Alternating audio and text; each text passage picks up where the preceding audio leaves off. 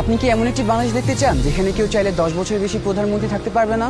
এমন বাংলাদেশ যেখানে সরকার চাইলেই বিরোধী দলের সম্মতি ছাড়া জরুরি অবস্থা জারি করতে পারবে না, চাইলেই জরুরি অবস্থার সময়ে নাগরিকের বেঁচে থাকার অধিকার কেড়ে নিতে পারবে না, চাইলেই এক্সট্রা জুডিশিয়াল কিলিং করতে পারবে না। আপনি কি চান সংসদে একটি উচ্চকক্ষ থাকুক? দলগুলো ক্ষমতায় গিয়ে 2/3 সদস্যের জোরে যেন সংবিধান যেমন ইচ্ছে বদলে না ফেলতে পারে, এটা চান? সংবিধানের যে কোনো পরিবর্তন করতে হলে উচ্চকক্ষের সমর্থন লাগুক, এটা চান? সংবিধানের কিছু গুরুত্বপূর্ণ বিষয়ের পরিবর্তন আপনার মতামত ছাড়া কেউ করতে না পারুক, অর্থাৎ গণভোট ছাড়া সংবিধানের গুরুত্বপূর্ণ বিধানের কোনো পরিবর্তন সরকার যেন করতে না পারুক।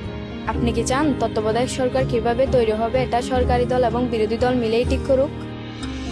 একই রকমভাবে নির্বাচন কমিশন, পিএসসি, সিএজি এসব গুরুত্বপূর্ণ নিয়োগে বিরোধী দলেরও ভূমিকা থাকুক। আপনি কি চান সংসদে নারীদের প্রতিনিধিত্ব বাড়ুক? দেশের বিচার ব্যবস্থা সরকারের প্রভাব মুক্ত থেকে স্বাধীনভাবে কাজ করুক, যাতে আমাদের মতন সাধারণ মানুষ বিচার পেতে পারে। আপনি কি চান সব বিভাগীয় শহরে উচ্চ আদালত স্থাপন হোক? ধরেন আপনার স্বজন খুন হয়েছে, সেই খুনের দায়ে দণ্ডপ্রাপ্ত আসামিকে প্রেসিডেন্ট চাইলেই ক্ষমা করে দিতে পারে। আপনি কি চান আপনি অর্থাৎ ক্ষতিগ্রস্ত পরিবারে অনুমতি ছাড়া রাষ্ট্রপতি এরকম কোনো অপরাধীকে ক্ষমা করতে না পারুক? আপনি কি চান যে আমাদের মৌলিক নাগরিক অধিকারের সংখ্যা বৃদ্ধি পাওয়া উচিত? যেমন ধরেন ইন্টারনেট পাওয়া, এটাকে একটা মৌলিক নাগরিক অধিকার হওয়া উচিত, যাতে ভবিষ্যতে আবারও কোনো খুনি সরকারের সেই ইন্টারনেট বন্ধ করে আমাদের উপরে হত্যাযজ্ঞ না চালাতে পারে।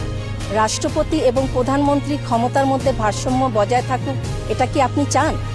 বাংলা ভাষার পাশাপাশি দেশের অন্যান্য জনগোষ্ঠীর ভাষার স্বীকৃতি পাক, এটা কি আপনি চান? আপনি যদি এই পরিবর্তনগুলো চান, আপনি যদি এই পরিবর্তনগুলো চান, আপনি যদি এই পরিবর্তনগুলো চান, তাহলে গণভোটে হাতে সিল মারুন। হাতে সিল মারুন। হ্যাঁ, সিল মারুন। হাতে সিল মারুন। হাতে সিল মারুন। হেতে সিল মারুন।